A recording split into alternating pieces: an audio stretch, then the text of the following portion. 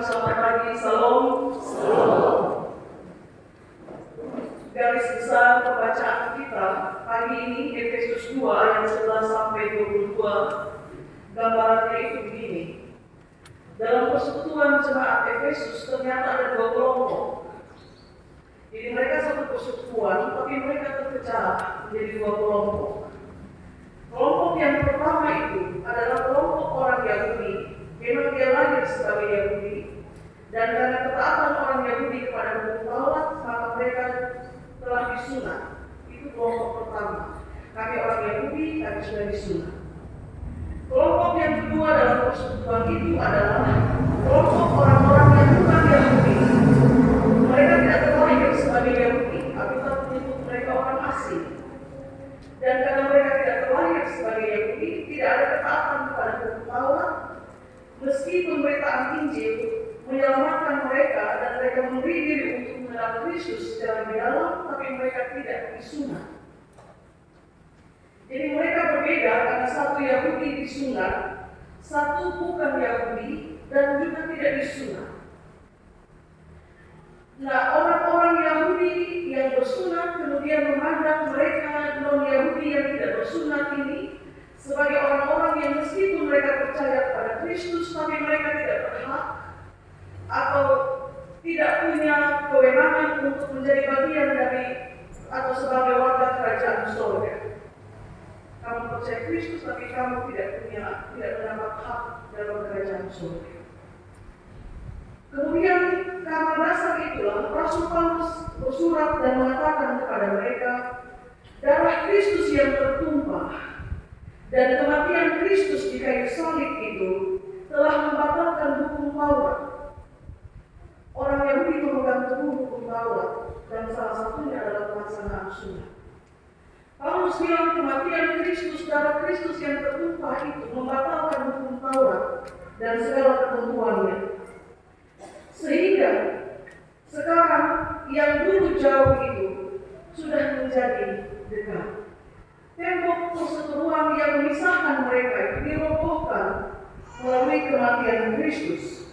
Maka sekarang tidak ada lagi Yahudi bersunat dan tidak ada lagi non-Yahudi tidak bersunat. Tidak ada. Itu semua sudah dihapus melalui darah Kristus, melalui kematian Kristus, dan yang ada sekarang adalah satu manusia baru yang telah diperdamaikan dalam satu tubuh, yaitu Yesus Kristus, sehingga layak untuk disebut sebagai kawan sekeluarga, orang-orang kudus, anggota kerajaan Allah. Maka tema renungan kita adalah jalan Tuhan adalah jalan damai. Jadi itu dia penggambaran garis besar bacaan kita ayat 11 sampai ayat 22. Satu persekutuan ada dua kubu, tapi Paulus bilang sekarang dua kubu itu tidak ada. Kalau satu persekutuan, apa yang ada adalah satu manusia baru yang diperdamaikan oleh darah Kristus. Bapak Ibu, saudara-saudari sekalian, kata damai dalam bahasa Ibrani itu shalom. Dalam bahasa Yunani itu evene. Dalam bahasa Jerman, damai itu Friedrich. Jadi Bapak Friedrich tahu apa nama arti damai. Kemudian dalam bahasa Inggris itu peace, dan dalam bahasa Timur itu halal, damai. Dalam perjanjian lama, di mana penulisan itu menggunakan bahasa Ibrani, kata shalom itu punya dua makna. Pertama, kata shalom itu diucapkan sebagai salam antar orang-orang bersahabat, antar orang-orang satu persekutuan. Kita bersahabat, kita satu persekutuan, kita bertemu, kita berjumpa, kita mengucapkan satu sama lain shalom.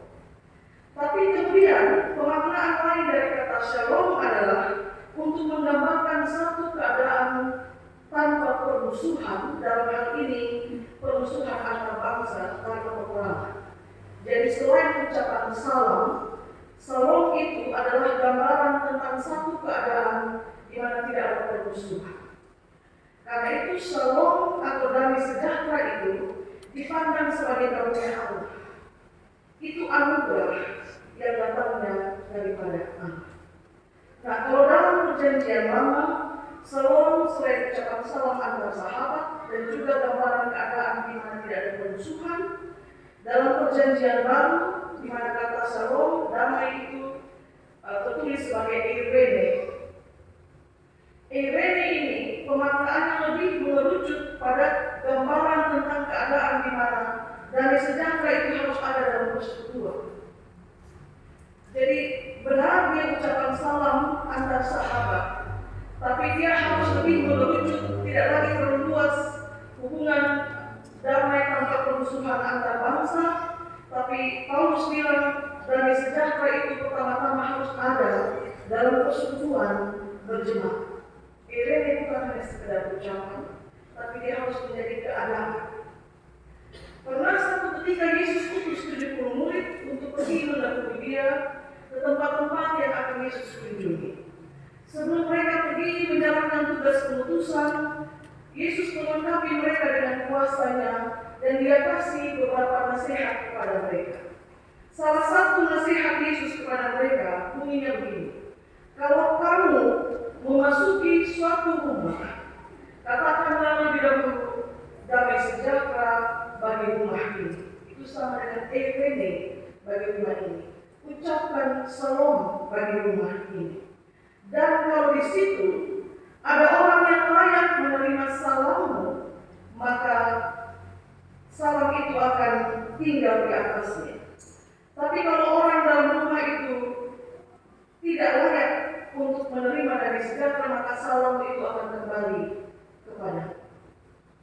Artinya, eirene itu bukan hanya sekedar sapaan salam, tapi pernyataan bahwa adakah salam, adakah eirene dalam rumah itu. Sehingga Bapak Ibu, pertanyaannya sekarang, sudah adakah salam itu, eirene itu dalam rumah kita? Ketika setiap hari katakanlah suami istri terus-menerus bertengkar dan anak-anak terbeban secara psikis karena papa mama terus bertengkar, adakah damai dalam rumah itu? Apakah sudah ada damai, salam, eirene itu dalam persekutuan kita ini? Ketika kita yang berbeda ras dan suku dan mungkin juga berbeda kepentingan, ternyata membuat kita seperti tidur di satu tempat tidur, tapi kita punya mimpi beda-beda. Apakah ada salam, ada damai dalam persekutuan kita? Lalu di kantor-kantor, di tempat-tempat di mana kita bekerja, adakah salam Allah, eirene itu ada juga di sana? Ketika teman-teman sekerjamu mungkin saja menaruh rasa iri untuk semua pencapaianmu di tempatmu bekerja dan kemudian berusaha menjatuhkan engkau dengan sejumlah pernyataan-pernyataan negatif yang menyusahkan hati, pikiran, perasaanmu, adakah salam di sana? Adakah salam juga di sawah, di kebun, di pasar, di tempat-tempat penggilingan padi, di sekolah-sekolah, ketika pupuk susah didapat dan petani mulai mengeluh, ketika pembagian air dirasa tidak adil, ketika jualanmu di pasar tidak laku atau mungkin kurang laku, atau ketika teman-teman sekolahmu membulimu, adakah salam di sana? Apakah salam Allah itu juga masih ada dalam hati kita? Ketika hasil pemilihan umum, baik quick count maupun real count, menampilkan angka kemenangan pihak A dan kekalahan pada pihak B yang kita dukung, adakah salam itu di hati? Kalau salam itu atau eirene itu bukan saja sekedar atau sebatas pada ucapan salam, tapi lebih pada keadaan yang mesti ada sebagai anugerah Allah, maka seharusnya kalah atau menang, untung atau rugi, berhasil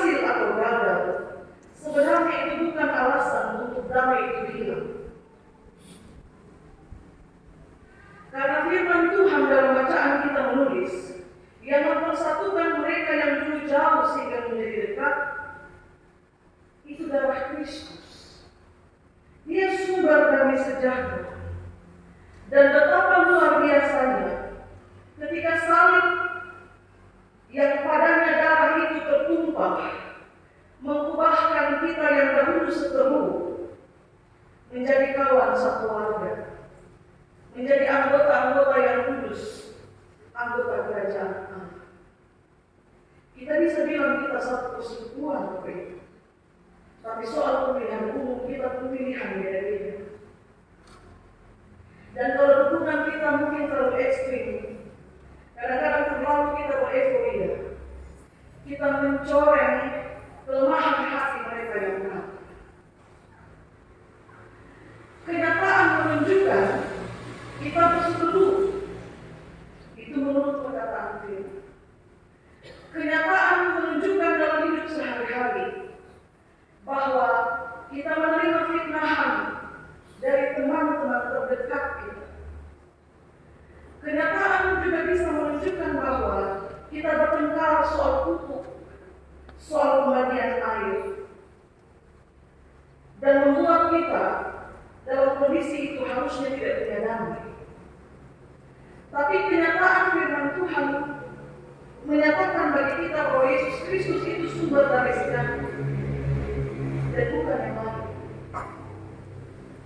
Kalau orang bilang sumber kebahagiaan saya adalah kalau saya punya satu motor, itu motor akan memudahkan atau melancarkan pekerjaan saya. Kemungkinan besar saat dia sudah punya satu motor akan muncul keinginan yang lain, tambah lagi satu atau mungkin punya mobil. Saudara-saudari yang terkasih, teman-temanmu, bahkan yang paling terdekat sekalipun, akan dengan sangat mudah menjatuhkan engkau. Karena itu, jangan jadikan dia sebagai sumber damai sejahtera. Sebab kalau dia kau jadikan sebagai sumber damai sejahtera, maka ketika dia memfitnahmu, damai sejahtera akan hilang. Rumahmu juga mungkin tidak selalu menjadi tempat yang berdamai, karena papa mama tiap hari bertengkar, saling beradu kata, makian, merendahkan. Jangan jadikan papa mamamu sebagai sumber damai sejahtera, karena kalau mereka bertengkar sampai pada tindakan yang paling tragis sekalipun, damai sejahtera bisa hilang. Yesus Kristus itu sumber damai sejahtera. Firman Tuhan menyatakan itu bagi kita. Bukan pada hal yang lain, hanya kepada Dia. Karena dengan anugerah damai sejahtera itu, orang-orang berseteru itu sekarang menjadi satu.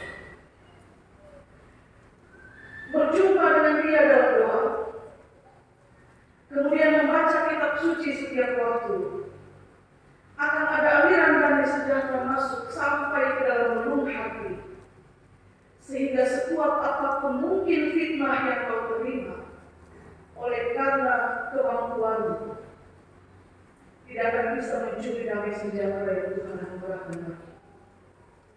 Saya mengutip syair lagu perempuan ini, 10 jariku untuk meminta, untuk berdoa. Itu pesan yang baik untuk pertumbuhan iman.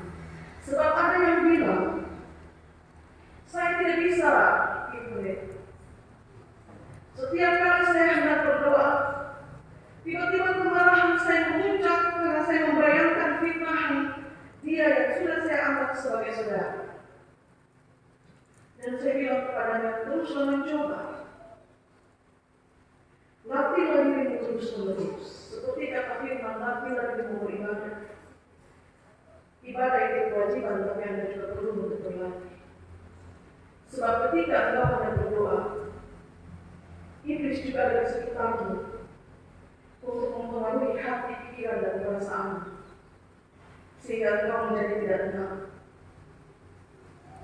Tapi coba latih dirimu terus-menerus.